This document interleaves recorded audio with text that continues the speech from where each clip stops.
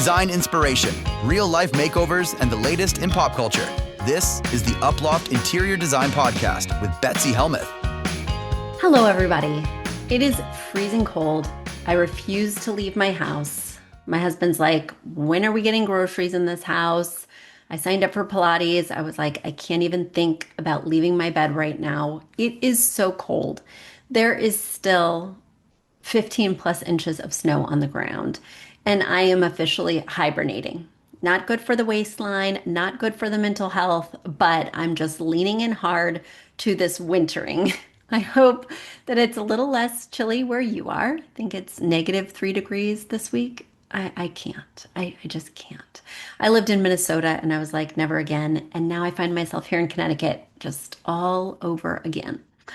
But that being said, there is so much going on. I am an Olympics addict, which was one of the main reasons I can't leave my bed, is because there's so much coverage to catch up on every day, especially when you work and are raising kids and making dinner, and then you're not on the same time zone as the Olympics, so you're trying to just scramble to catch up on your favorite events. And I love all the events in the Olympics, even though I hardly watch them at all in the off season. So that's a little bit about me there.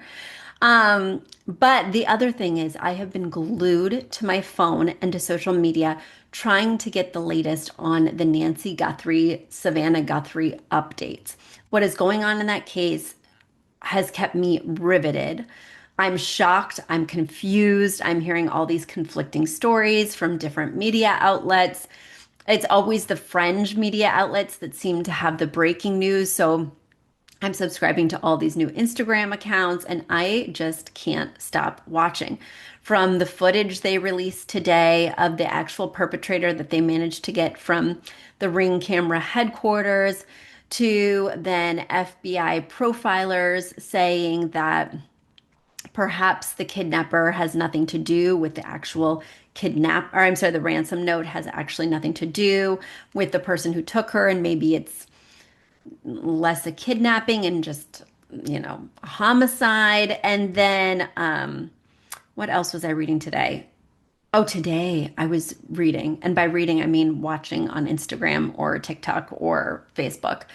I was watching this person who said that it could all be related to the Epstein files, because Savannah Guthrie interviewed a lot of women from the Epstein files and was kind of sharing their stories and giving them a platform. And now that all these Epstein files have broken, they wanted to find a headline to compete with that.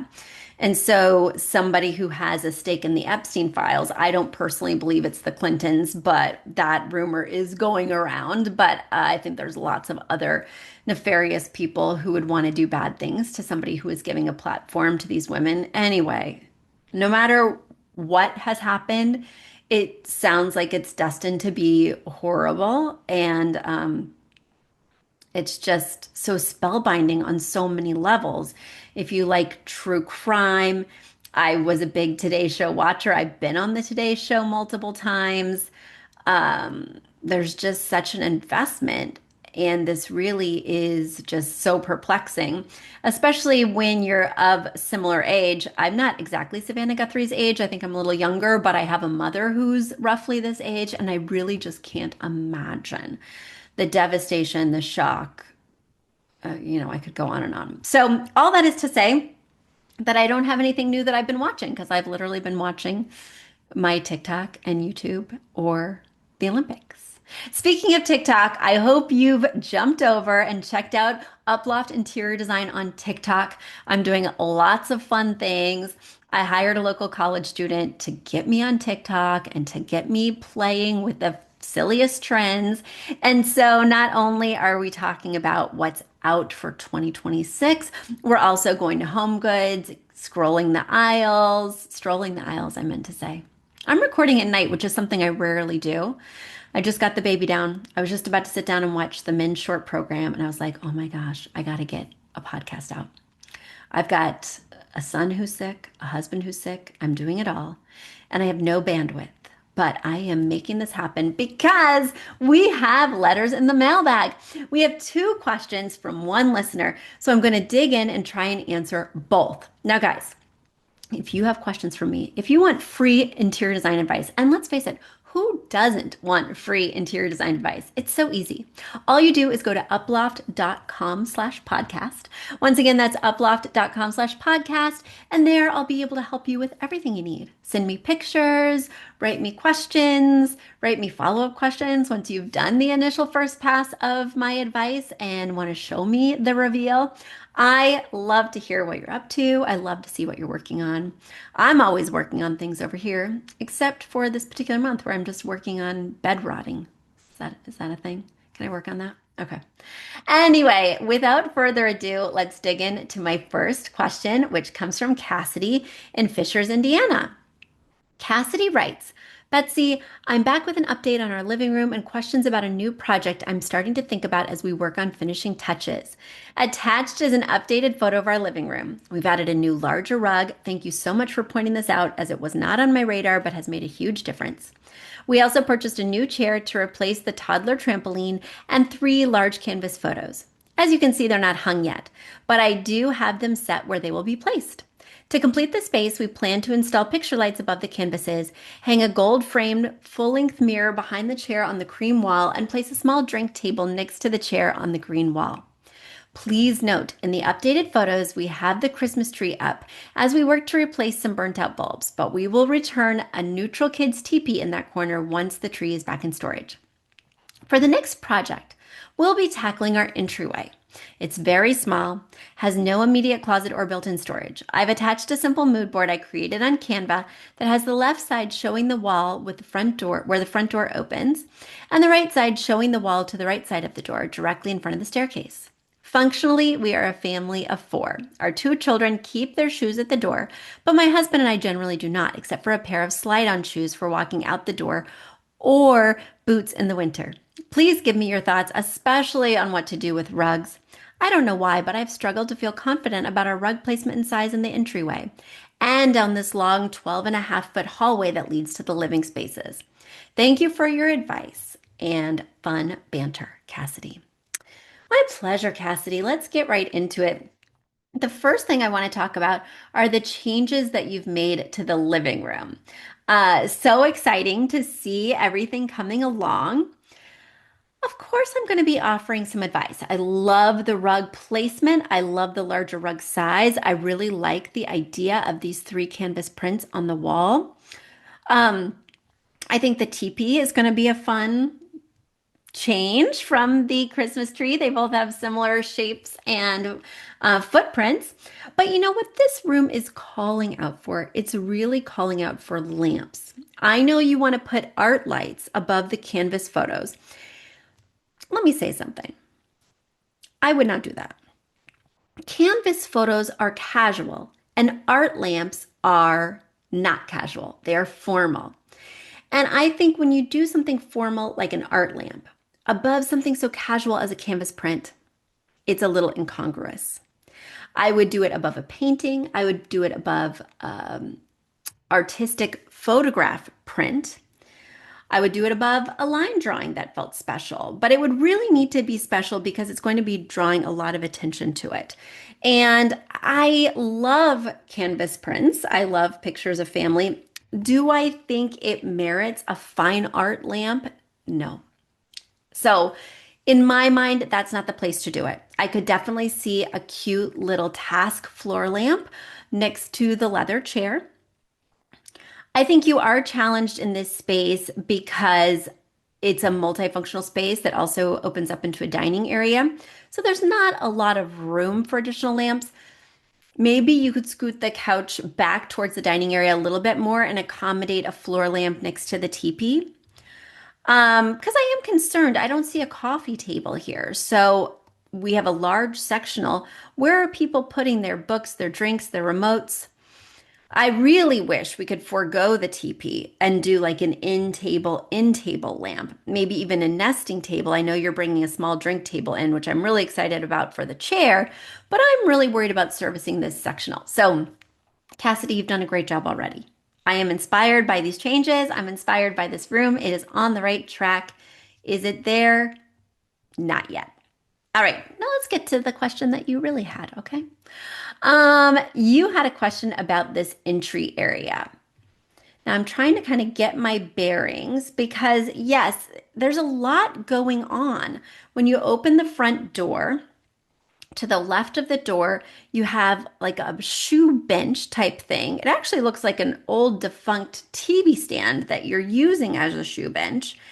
Um, and what bothers me is it's not really doing a good job of holding shoes because the shoes are next to it. I'd rather have one good piece that's able to do multiple functions. And it looks like you're thinking about that too, because I'm looking here at your inspiration mood board, and I'm seeing that you've got a kind of shoe cabinet that's more tall and vertical and just meant to hold shoes. And I think that's smart because if your kids are taking off their shoes, if you're putting on your boots, well, you can sit on the stairs for that. The stairs are right there. The main question you were wanting to ask me is about this hallway or just rugs in general. And yes, I think you need a runner rug down this hallway. One side of the hallway ends about 2 inches shorter than the other side of the hallway. So the side of the hallway that also serves as the wall that separates the stairs from the hall appears to be going further into maybe that living and dining area than the other wall. I would anchor the runner on that wall, the wall that shares the space with the staircase, because it'll be further away from that entry mat. And then I would do a long runner. Now, I don't do a runner that's as long as the hall. So if the hall is 12.5 feet long, I'd probably do a 10-foot runner, maybe a 9-foot runner, and I'd center it on that staircase wall. You'll want to use a rug pad so that it's not slipping and sliding, but you don't want to do the entire length of the hall because then it's going to look like wall-to-wall carpeting. And then you might as well have done that, right? And the other thing that I'm recommending, the other reason why I'm recommending a shorter hallway runner is also because you have an entryway rug right at your front door. And I don't want those two perpendicular rugs to get close to touching. Now, I like a large entry rug. And with your new setup with this console that's going to be less deep than this TV stand slash bench you've got going on, I'm wondering if maybe we should even extend this rug so that, we've got the door, we've got the wall adjacent to it that's now going to have the taller shoe cabinet, and then you go right up the stairs. What I'm grappling with, what I'm thinking about is do we do a rug that's big enough to be fully in front of the entry door, but also in front of the shoe cabinet? I've landed on no. No. That would be sort of a longer rectilinear rug. I think it'd be hard to find. It might be a custom size. Let's not go down that road and let's just do a nice big rug in front of the entry door. Right now you have a cream rug there, which would be very difficult for me and my family with the amount of dirt, snow, soot that gets brought in. So I would think about incorporating some color with this rug. Maybe even some colors that we're going to see later as we walk down the hallway and we see that beautiful green wall in the family room. Something with a pattern to camouflage stains. But definitely you need that long hallway runner that will really lengthen this space and make these two rugs look different. You know, the rug in front of the door is going to be a small, maybe 3x5 entryway rug, whereas this is going to be a 10-foot long, thin runner. And by thin, this is kind of a wider hallway. So don't go for those 2 foot or even 2.5. I think you can go for a 3 foot wide and really make a much bigger statement. Well, Kassidi, it was a pleasure answering that question. And it so excited me when I looked into the mailbag and saw that the next question is also from you. So let's get right to it. Kassidi writes, hi, oh, here it is. Betsy, we are in the midst of our own projects. My husband and I are teaming up to make over his parents' hall bathroom. While everything will be replaced as far as the tub, the vanity, the linen closet, the mirror, the lighting, toilet, and flooring, we are slightly stumped on the trim and door. The entire house has old wood trim, as well as the bare bones hollow wood doors. As of now, we plan to completely replace the trim in the bathroom, but do we leave the door? Excuse me. All of the other doors in the house are the same as this one, except for their master bedroom door, which was added later and now has builder grade 6 panel white door. I'd love to go wild and replace all their doors and trim in the whole house, but as of now, we've only been given the rights to the bathroom. What should we do? Thanks for your help, Kassidi. I hate those cheap hollow core doors. They are horrible. But I also think it's weird to only change out a few select doors. And if I was changing out a few select doors, the bathroom would not make the high priority list. I would think more about those bedroom doors, like you've already thought about with the primary. I would think about doors to other interior rooms, maybe even a door to garage. This would be the last on my list. That being said, if this is the only door on the list you were given, yeah, it's time to start swapping these out little by little. It's going to definitely impact their resale value. Um, but you don't want to just stop there, which I love that you're already thinking about replacing trim. I don't know if I would replace this trim. It looks like they have standard height ceilings. It looks like it might even be a textured ceiling. When we're thinking about what to upgrade in a home, we want to think really strategically about what's going to give us the most bang for our buck. And there's quite a few things in this bathroom that are dated. Now, it sounds like you're going to be switching them out over time, but I'm just not sure what you're going to do differently with the trim that would merit taking it out and replacing it. When people don't have higher than normal ceilings, and normal is 8 feet high, I don't really like them to get chunkier trim. Not only will you have to replace the trim throughout the whole house because it really should be consistent. You don't want to have 6 foot high trim, baseboards, moldings in the bathroom, and then in the other rooms have this 3 inch trim. So for my money, what I would do, especially because as you upgrade this bathroom, you're going to have to be ripping out flooring, which is going to hurt the trim in some places. I would just paint not only the doors, but also the trim in a nice version of white or off-white in a semi-gloss paint. That is going to go a long way. That is going to really update this space. The other thing that you might want to think about changing out are doorknobs and hinges. Those things can go with you to the next 6 panel doors. So if you paint this that nice white color and then you upgrade that doorknob, you'll be able to take the doorknob to the new door when you swap that out. And of course, it'll be a much smaller investment now and something you can use again later. Let's see what other bangs for your buck. Let me see. I'm going back to the email. Your email was really just about the door and the trim. But I haven't seen the whole house. Replacing the whole house trim is not a small feat. And if the whole house has textured ceilings, has 8 foot high ceilings, it wouldn't be my first priority. I would remove the texture from the ceiling. I would upgrade things like the bathroom, which I love that these are on your radar. I would paint the doors and trim initially, knowing that I'm going to swap it out later and invest in some hardware that could easily go with the next door. And yeah, little by little, be moving through this. I'm one of those people who's wildly impatient and I want everything done yesterday. And if it were up to me, I would have a whole different punch list, and I'm sure you would too. But I'm just excited that your in-laws are open to you guys refreshing their space and making it more contemporary.